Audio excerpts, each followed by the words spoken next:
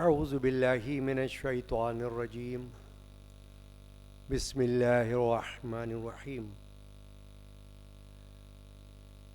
ووصینا الانسان بوالدیہ حسنا صدق اللہ مولانا العظیم ببرکت ان اللہ وملائکتہ یصلون علی النبی یا ایھا الذین آمنوا صلوا علیہ وسلموا تسلیما اللہم صلی علی سیدنا محمد وعلی آلہ وصحبہ اجمعین۔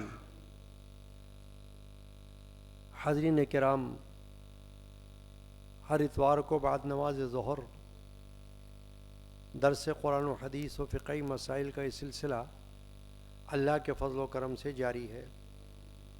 آج کی نشست میں کتاب البر والصلہ والادب میں سے ایک حدیث پاک پیش کروں گا اور اس پر گفتگو ہوگی، اور اس سے قبل میں نے قرآن مجید کی سورۃ العنکبوت کی آیت نمبر 8 کا ایک حصہ تلاوت کیا ہے، جس میں اللہ تبارک و تعالی جل شانہ نے فرمایا وَوَصَّيْنَا الْإِنسَانَ بِوَالِدَيْهِ حُسْنًا، اور ہم نے انسان کو وصیت کی، تاکید کی کہ اپنے ماں باپ کے ساتھ بھلائی کرے۔ یہ آیت شریفہ کا حصہ ہے، جس میں براہ راست باری تعالی جل شانہ نے ماں باپ کے ساتھ نیکی، حسن سلوک، بھلائی کرنے کا حکم دیا۔ یہ حکم قرآن مجید میں ایک جگہ نہیں ہے، کئی مقامات پر ہے، کئی صورتوں میں ہے، جس سے یہ اندازہ ہوتا ہے کہ اللہ تبارک و تعالی کو ماں باپ کے ساتھ نیکی اور بھلائی کتنی مرغوب ہے، پسندیدہ ہے، اور اللہ یہ حکم دیتا ہے کہ انسان اپنے والدین کے ساتھ حسن سلوک کا معنی ہی یہ ہے نیک رویہ، اچھا سلوک، بھلائی والا رویہ، نیکی کرنا، سب چیزیں اس کے اندر داخل ہو گئی۔ اب ایک حدیث شریفہ حضرت عبداللہ بن عمر رضی اللہ تعالی عنہما سے صحیح مسلم شریف، جو سیاہ ستہ کی حدیث کی کتب میں سے دوسری بڑی کتاب ہے، یعنی صحیح بخاری شریف کے بعد صحیح مسلم شریف، اس میں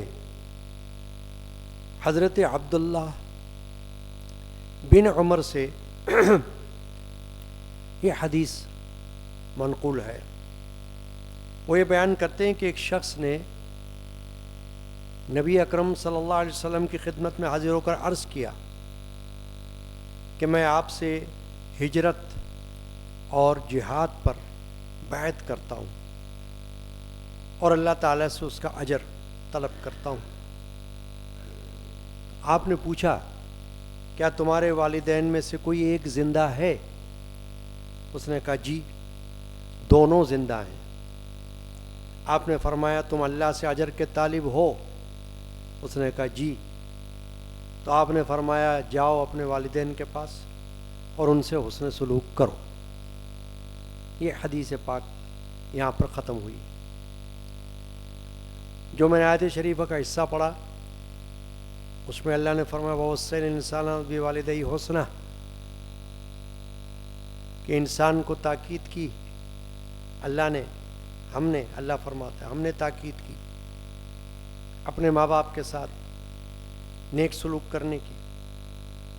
تو جس طرح قرآن میں ایک سے زیادہ مقامات پر ماں باپ کے ساتھ حسن سلوک کا حکم ہے، اسی طرح مختلف احادیث مبارکہ میں بھی ماں باپ کے ساتھ نیکی کرنے، حسن سلوک کرنے، اور بھلائی کرنے کی تاکید ہم کو ملتی ہے۔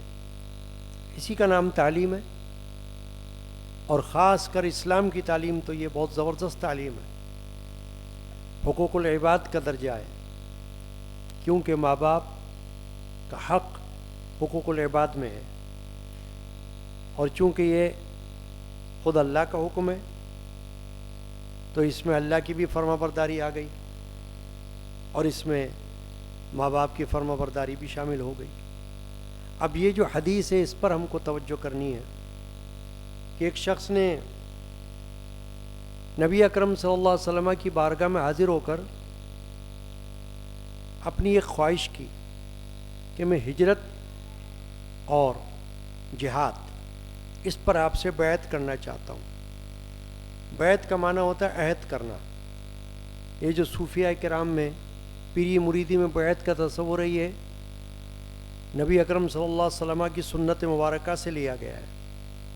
اسی سنت کو زندہ رکھنے کے لیے اولیاء اللہ نے، صوفیہ کرام نے بیعت کا طریقہ شروع فرمایا، اور وہ جاری ہے، چل رہا ہے۔ بڑے بڑے سلاسل روحانی، قادریہ، نقشبندیہ، چشتیہ، سہروردیہ، یہ مشہور سلسلے ہیں، اور ان کے سربراہ مشہور ہیں، جیسے قادریہ سلسلے کے بانی حضرت سیدنا شیخ عبد القادر جیلانی رضی اللہ تعالی عنہ، سلسلہ نقشبندیہ کے بانی شیخ بہاؤالدین شیخ بہاءالحق حضرت شیخ بہاءالحق رحمۃ اللہ تعالی علیہ، بہاؤالدین نقشبند رحمۃ اللہ علیہ، اور سلسلہ چشتیہ کے پیشوا حضرت خواجہ سید معین الدین چشتی اجمیری رضی اللہ عنہ، اور سلسلہ سہروردیہ کے سربراہ حضرت شیخ شہاب الدین عمر سہروردی رضی اللہ عنہ۔ یہ بڑے بڑے سلاسل کے میں نے نام لیے، پھر ان کی اور شاخیں آگے پیدا ہوئی ہیں اور ان کے بھی پیشوا ہیں۔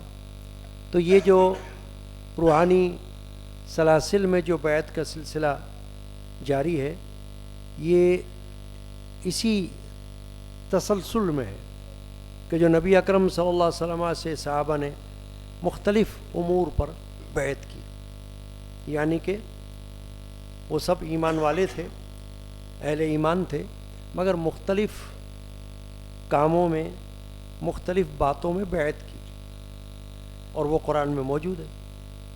صحابہ سے بھی لی حضور نے بیعت، اور صحابیات سے بھی لی۔ یہاں پر ایک شخص کی خواہش کا ذکر کیا جا رہا ہے کہ اس نے آ کر حضور نبی کریم رؤوف الرحیم صلی اللہ علیہ وسلم سے یہ خواہش کی کہ میں آپ سے ہجرت پر بیعت اور جہاد پر بیعت، ہجرت یعنی کہ میں اللہ کی خاطر ہجرت کروں گا، ایک جگہ سے دوسری جگہ منتقل ہو جاؤں گا، جیسے کہ ہجرت مدینہ ہوئی۔ نبی اکرم صلی اللہ علیہ وسلم نے اپنے صحابہ کے ساتھ ہجرت فرمائی۔ ہجرت کے سفر میں حضور کے ساتھی حضرت سیدنا ابو بکر صدیق رضی اللہ تعالی عنہ تھے، اور پھر دیگر صحابہ بھی مکہ شریف سے مدینہ طیبہ کی طرف ہجرت فرما گئے۔ تو اس شخص نے بھی آ کر یہ کہا کہ میں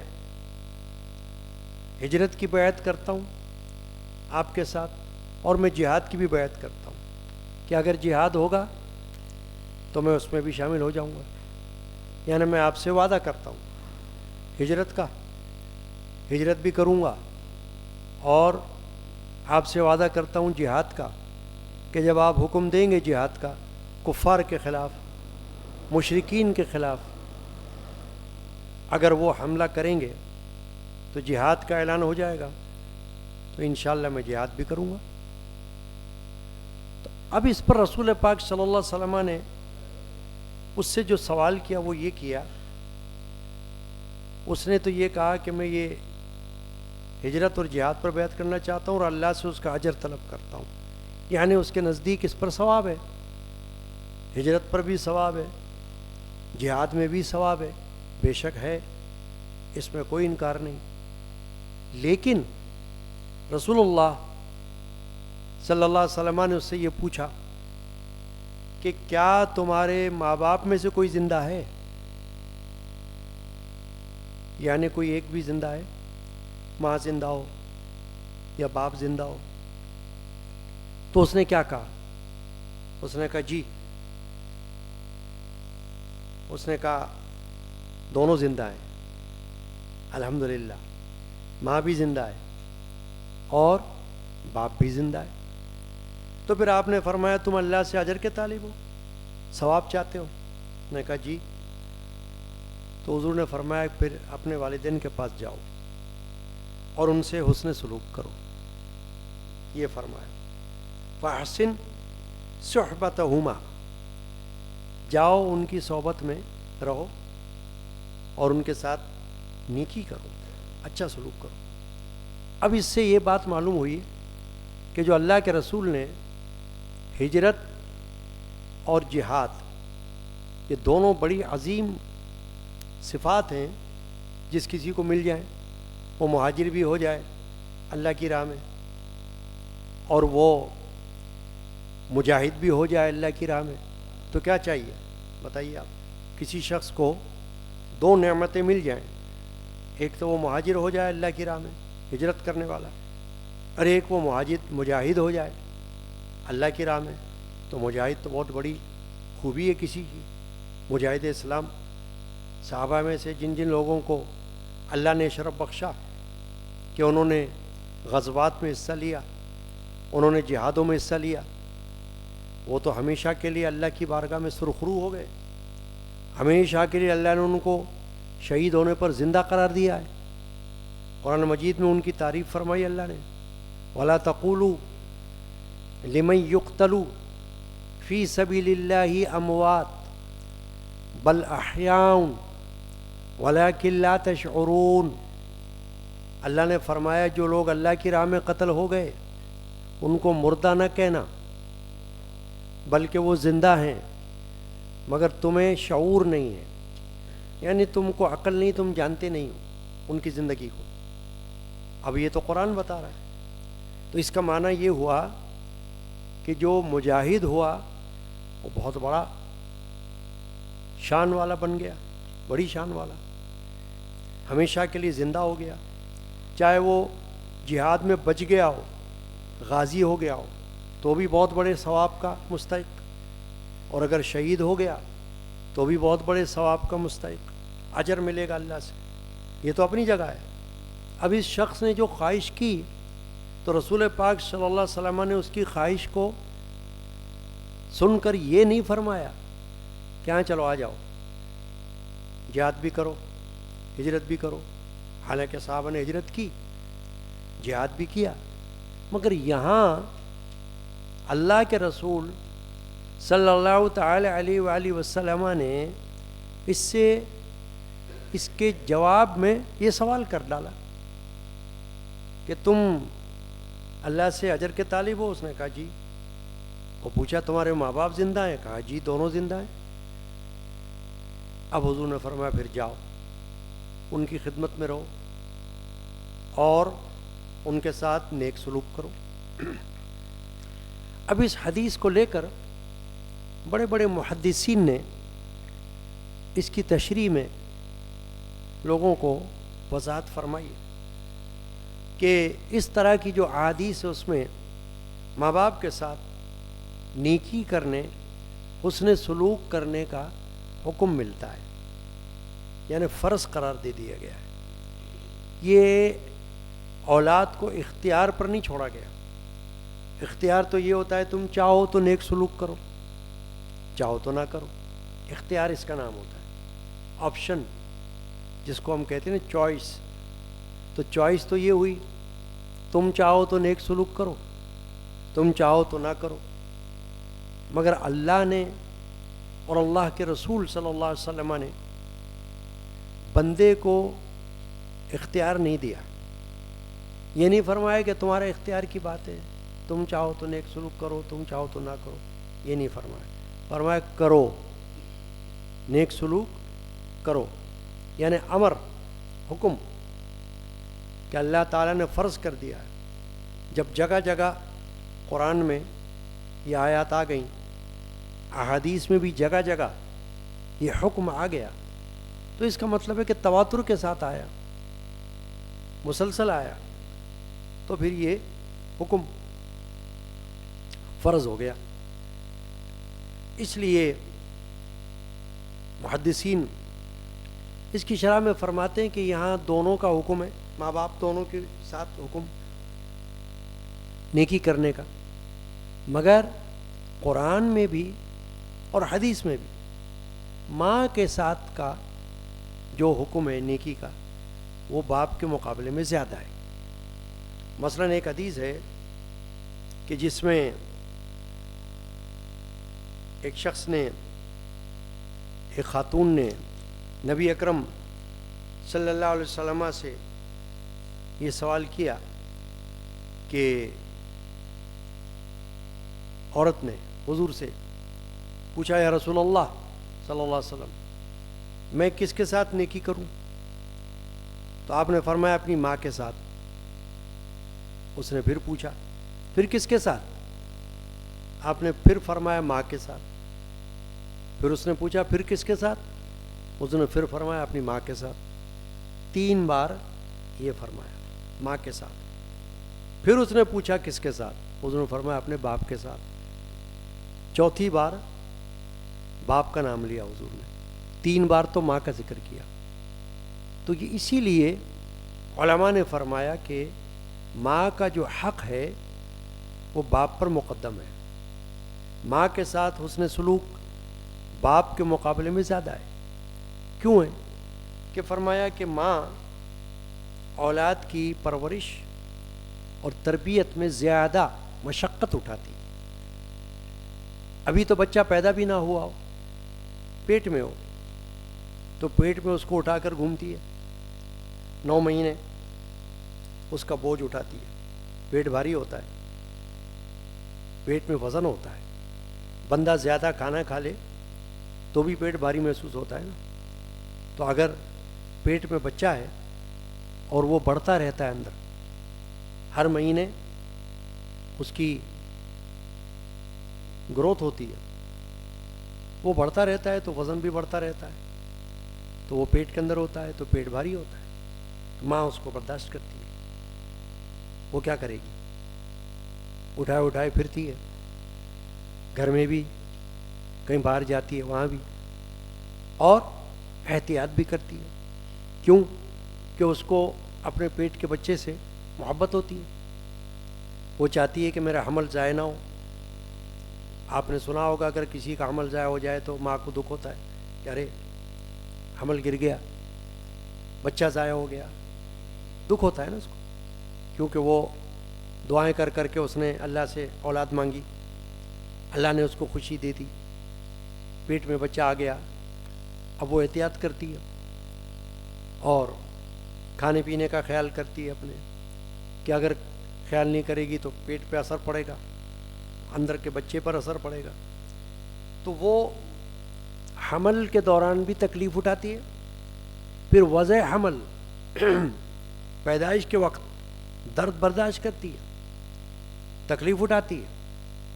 وہ ماں اٹھاتی ہے، وہ باپ تو نہیں اٹھاتا. وہ تکلیف تو ماں کو ہوتی ہے، حمل کی تکلیف ماں کو ہوتی ہے.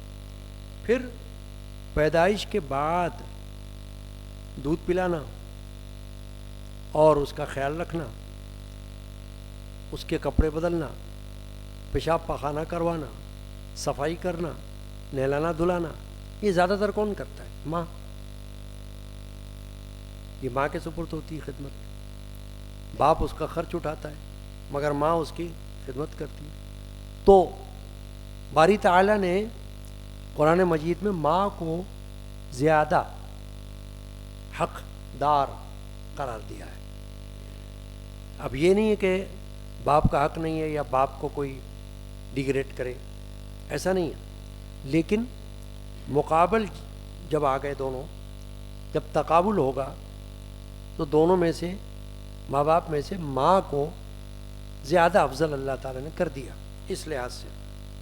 اور پھر ماں کی شفقت ممتا مشہور ہے، بہت زیادہ ہوتی ہے، اور ماں اپنے بچے کو دکھ درد میں نہیں دیکھ سکتی، تڑپ جاتی ہے۔ اگر بچے کو کوئی تکلیف پہنچے وہ تکلیف ماں کو ہوتی ہے، اگرچہ باپ کو بھی ہوتی ہے، مگر ماں رات کو بھی جاگ جاتی ہے اس کے لیے۔ یہ بات ہے۔ چنانچہ یہاں تک تو یہ بات معلوم ہوئی کہ ماں اور باپ میں سے ماں کا حق زیادہ کر کے قرار دیا اللہ نے، مگر پھر باپ کا بھی ہے۔ تو تعظیم کی جہاں تک بات آئے گی اس میں دونوں ہیں، دونوں برابر ہیں۔ نہ تو ماں کی بے ادبی جائز ہے اور نہ باپ کی بے ادبی جائز ہے۔ نہ ماں کے ساتھ برا سلوک اللہ نے پسند کیا ہے، نہ باپ کے ساتھ برا سلوک اللہ نے پسند کیا ہے۔ دونوں کو سلوک کا حقدار، نیک سلوک کا حقدار قرار دیا۔ پھر اس میں جو بڑی بات ہے وہ یہ ہے کہ صرف مسلمان ماں باپ ہی نہیں، ماں باپ اگر کافر ہوں، مثلا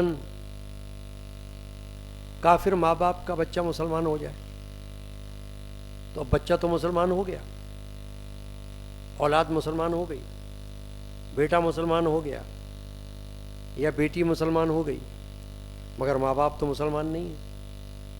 ماں باپ میں سے کوئی عیسائی ہے، کوئی یہودی ہے، کوئی ہندو ہے، کوئی پارسی ہے، کچھ بھی ہے، کافر ہے، مگر اللہ نے اگر اولاد کو خوش قسمت بنا دیا وہ مسلمان ہو گئی۔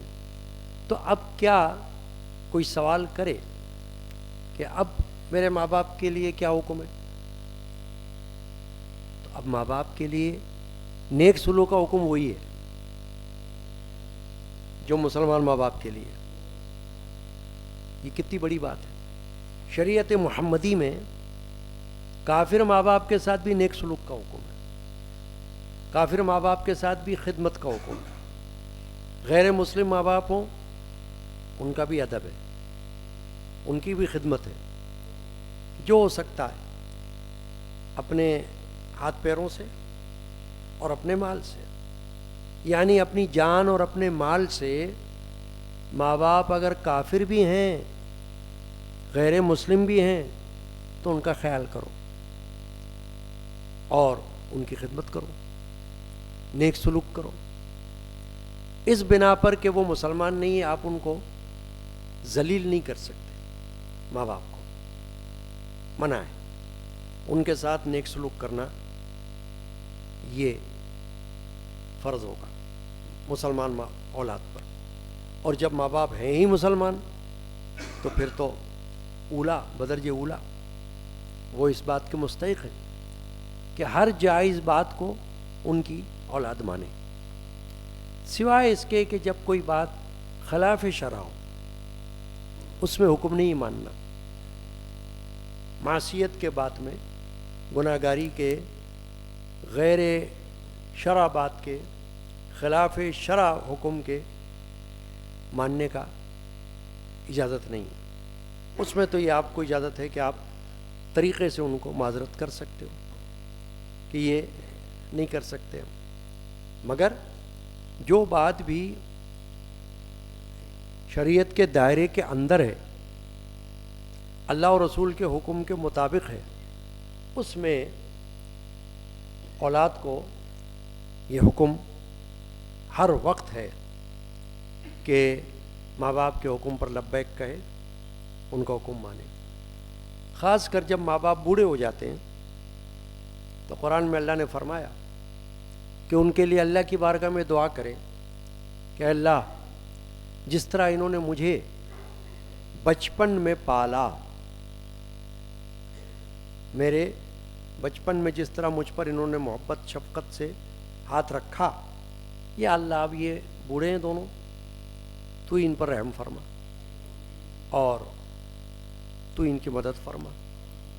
تو اس طرح کی دعا کا حکم اللہ نے قرآن میں دیا، اور یہ بھی فرمایا کہ وَلَا تَقُلْ لَهُمَا اُفٍّ، ان کے سامنے اف مت کہنا ان کو، یعنی اف بھی نہ کرنا ان کے سامنے، ولا تنہرہما، نہ ان کو جھڑکنا، یعنی جھڑکنا ہوتا ہے نا کہ آپ کسی کو ایک دم جھڑک دیتے ایک دم، تو کہا کہ جھڑکنے والا سلوک مت کرنا ماں باپ کے ساتھ، ان کی بات کو سنو، ان کی بات کو سمجھو اور ان کی پرابلم کو سمجھو، ان کے مسئلے کو سمجھو، ان کی طبیعت کو سمجھو اور اس کے مطابق ان کے ساتھ پھر چلو۔ تو اس وقت جو حدیث شریفہ ہوئی اس میں آپ دیکھیں کہ ہجرت اور جہاد اتنی بڑی نعمت کا سوال اس شخص نے کیا تھا آ کر اللہ کے رسول سے، اور رسول اللہ صلی اللہ علیہ وسلم نے جواب میں یہ پوچھ لیا کہ تمہارے ماں باپ میں سے کوئی ایک زندہ ہے؟ اس نے کہا حضور وہ تو دونوں ہی زندہ ہیں۔ تو کہا پھر جاؤ۔ مطلب حضور کا یہ تھا کہ وہ خود تمہارے لیے جہاد والا ثواب رکھتے ہیں، تم ان کی خدمت کرو گے جہاد کا ثواب ملے گا، ہجرت کا ثواب بھی مل جائے گا، کیونکہ جہاد کوشش ہے، اور ماں باپ کے لیے جو کوئی کوشش کرے وہ بھی ایک قسم کا جہاد ہے۔ تو نبی اکرم صلی اللہ علیہ وسلم نے ان کو یہ حکم دے دیا کہ جاؤ ماں باپ کے ساتھ خدمت میں رہو اور تمہیں ثواب مل جائے گا۔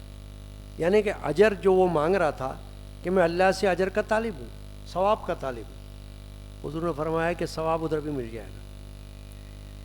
وہ ثواب جو تم ہجرت اور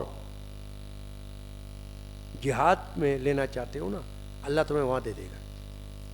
تو آج کی نشست میں یہ ایک آیت شریفہ کا حصہ ہم نے سنا ماں باپ کی حسن سلوک کے بارے میں، اور پھر حدیث شریفہ بھی سنی۔ اللہ تعالی ہم کو سمجھنے کی اور عمل کی توفیق عطا فرمائے۔